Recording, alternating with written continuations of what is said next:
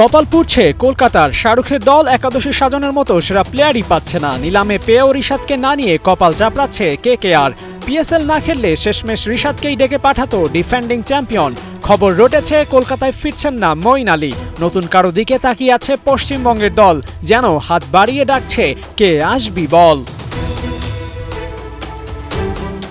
ঘটনা যা ঘটার ঘটে গেছে কলকাতা শিবিরে। পাক ভারত কাণ্ডে ভারত থেকে বেরিয়ে যাওয়া ক্রিকেটারদের মধ্যে ছিলেন মঈন আলীও। ইংলিশ অলরাউন্ডার কলকাতার হয়ে বড় রোল প্লে করলেও শেষমেশ ফাঁকি দিয়েছেন কেকেআরকে। জানিয়েছেন আর ফিরবেন না নাইট শিবিরে। তবে কি টপ ক্লাস অলরাউন্ডার ছাড়াই একাদশ সাজাবে দ্য চ্যাম্পিয়ন অফ 3 টাইমস? অবস্থা এখন বেশ বেগতিক। নতুন কাউকে সাইন করার মতো খুঁজেও পাচ্ছে না কলকাতা। অ্যাভেলেবল থাকলে ছুটে আসতেন রিশাদের কাছে, কিন্তু হাতের লক্ষ্যী পায়ে ঠেলেছে মেগা অকশনে। ফুল সিজনের জন্য অ্যাভেলেবল থাকা রিশাদকে গোয়ার তুমি করে দলে নেয়নি কেউ। কিন্তু বসে থাকেননি রিশাদ। পিএসএল খেলে নিজের সেরা সময়টাই কাটাচ্ছেন এই লেগই। একদিকে পিএসএল এ উঠছেন রিশাদ, অপরদিকে প্লেয়ার পাচ্ছে না কলকাতা। কপাল চাপড়ানো ছাড়া খোলা নেই কোনো রাস্তা। শেষমেশ ব্যাকফুটে থেকেই মাঠে নামছে নাইট রাইডার্স।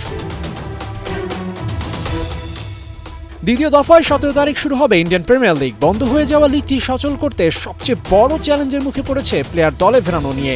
বিশেষ করে চ্যাম্পিয়ন দলটির উইনিং কম্বিনেশন ভেঙে যাওয়ায় বেশ বিপাকে পড়েছে তারা। মঈনের চালাকিতেই হয়েছে এমনটা। বলা যায় কলকাতাকে স্রেফ ধোঁকা দিয়েছেন মঈন আলী। ইন্টারন্যাশনাল ডিউটি না থাকার পরেও ভারতে না ফেরাটা কঠিন করে তুলেছে কেকেআরের অবস্থা। দোষ নেই মঈন আলীরও। কি এক অবস্থায় না তৈরি হয়েছিল ভারতে। চারদিকে বোমা বারুদের ঝাঁঝালো গন্ধে ক্রিকেট বন্ধ করতেই হয়েছে। ফের ভারত ফেরাটা তো স্বাভাবিক ঘটনা নয়, বরঞ্চ বুকের পরান পিঠে বেঁধেই বল হাতে নিতে হতো। কিন্তু সে কি আর হয়? মঈন ফিরছেন না টাকার মায়ায়। আর এতেই নাকের পানি চোখের পানি এক হয়েছে কলকাতা নাইট রাইডার্সের। টিমের পাওয়ারফুল হর্স ছাড়াই দ্বিতীয় দফায় রাইড করবে নাইটরা।